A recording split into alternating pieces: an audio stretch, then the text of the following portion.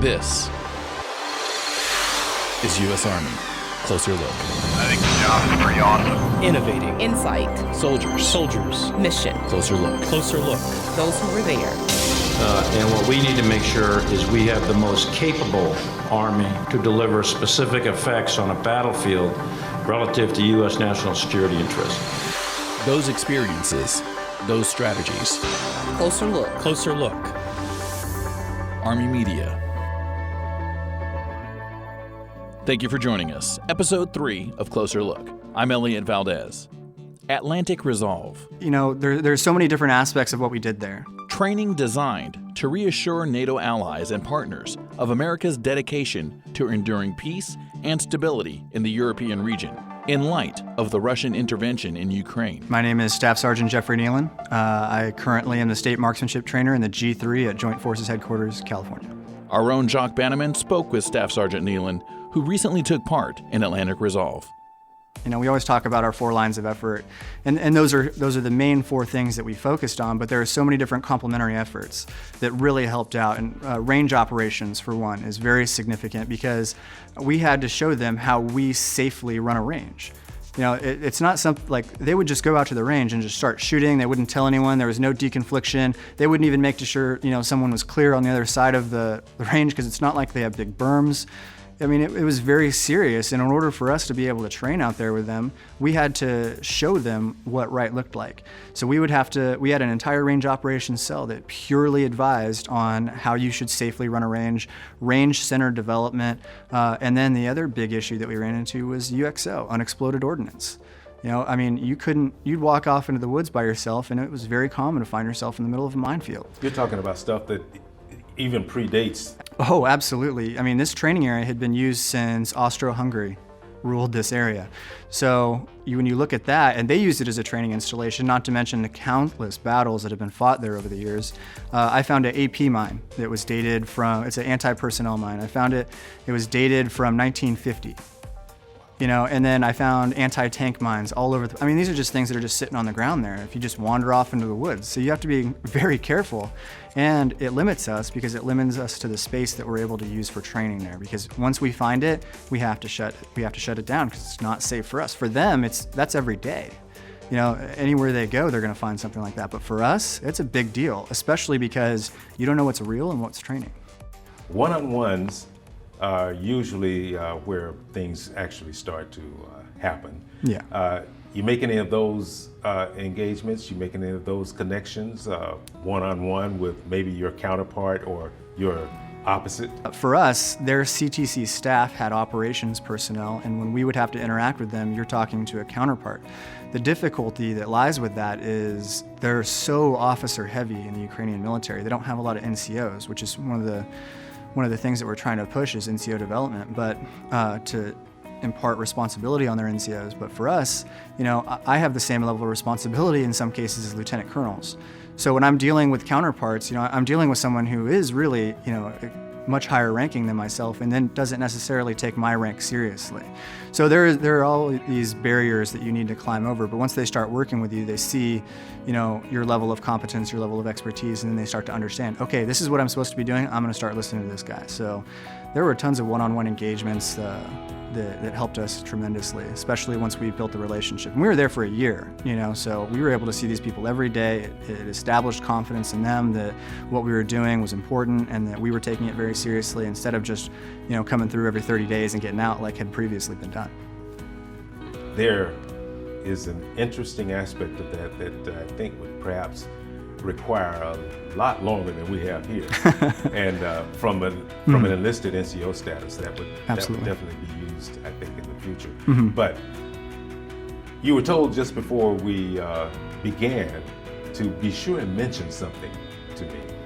Oh, yes. So our state in California, the California Army National Guard, well, the California National Guard in general, has had a state partnership with the country of Ukraine for the last 23 years, and it's a very strong partnership. It's been a steadfast part of our state and something that we love to talk about because it's so impactful in what we get to do. And before I even went to Ukraine, my dad's a California National Guardsman, and he actually went to Ukraine in the early 90s when the whole program started to kick off. So it's very interesting to see and to sell to them that these relationships aren't just, I'm in the active army and I go somewhere else. No, I'm here for you, and it's a very real possibility that I'm going to spend the next 10 years of my career continuing to work with you constantly. I was in Ukraine 3 weeks ago, again, doing something completely different than JMTGU, trying to help out the National Guard of Ukraine. So these are consistent themes that we constantly see. These people will work with us all the time. We see them go through the ranks, they see us come through the ranks, and it's very reassuring for them when they see that happen, especially when they see names reoccurring, like in my case. That is very, very cool. You have already shared some of your personal insights. Mm-hmm. Is there anything in particular, though, that about the engagement from your military standpoint to present day, now that you've returned? As you just said, you were there, a couple of 3 weeks ago. Mm-hmm. But what has left the most lasting impression with you about this particular mission? It's not every day that you get to have an impact on an entire country. And being able to come to a place and have them take you serious enough, and you're talking to the people who can actually affect change, so that they're highest echelons of government that are listening to you and taking direction from you. It's not every day that you get to experience something like that. So for us, I like to think about back when the United States was first formed. We're fighting in the revolution, and we have these advisors coming from all over the world trying to teach our soldiers how to make an impact. And Baron von Steuben, the guy who'd introduced the Blue Book to us, that taught us how to march, that taught us how to be soldiers during Valley Forge, that had a lasting impact, getting close to 300 years now. I mean, to think that we're doing something that's even remotely similar to that, and how much of an impact we could have on their country in the future just based off of what we did, it's meaningful. The Infantry Brigade Combat Team under the Headquarters Element houses the Combat Team under the Headquarters Element houses the Assistant Operations NCO. How did you train up for that before going over?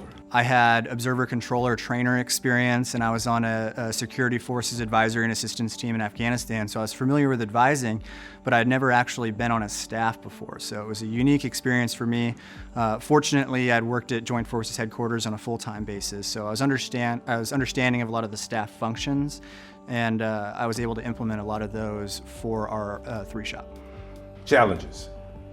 You've got this multinational group of soldiers from Eastern European countries who are not NATO members, who are going to be put through their paces to become interoperable with everything that we know and do? Well, I mean, the term interoperable doesn't mean that they know everything that we know. So the idea is that they can come in and participate in our exercises and participate in our operations, and we throw around the term seamlessly, but we want them to fit into what we're doing, So whether that's a staff perspective or whether it's they're there operating on the ground, they fit in with us. Instead of, not just them accomplishing what we're able to accomplish, they're able to do what they do in their own unique way, but at the same time, they have the same staff functions that we do, and they can fit in with what we're doing.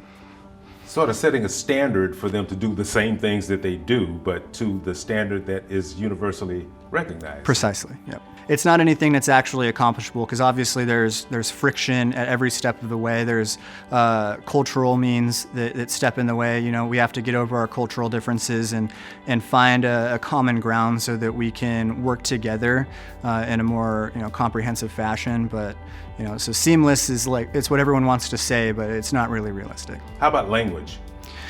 Language is always a challenge. The first thing that I did when I got there, and it helped me out tremendously, was learning the Cyrillic alphabet. So, there's so many resources that are out there. I actually found an app that said, learn to read Russian in 3 hours. Really?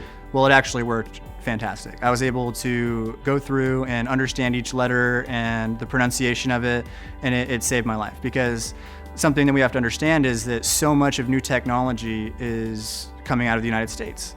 And that's not just limited to the United States, it's international, it goes all over the world. So for us, most of those words are English words, so if you go to a technology store, like an electronics store, the signs you're seeing, it says internet, it says computer, it says telephone, it just says it in Cyrillic. So if you're able to read it, you can identify things a lot easier there. If you had to explain to someone the reason for your mission, Yes. what would you tell them? I would tell them institutional reform and to make their country NATO interoperable. And that's just so that they're coming closer to the West. You know, they have so many issues there, and not just within the conflict in the East or the Russian annexation of Crimea. You know, institutionally, they have a lot of systems and processes that they need to work on. So for us to be able to come in an enduring fashion and help them fix a lot of those issues, or at least show them what we do and how we do it so that they can come up with their own solutions, it's very meaningful. So that's what I would say, institutional reform to make them NATO interoperable so that they can align themselves with the Western Europe.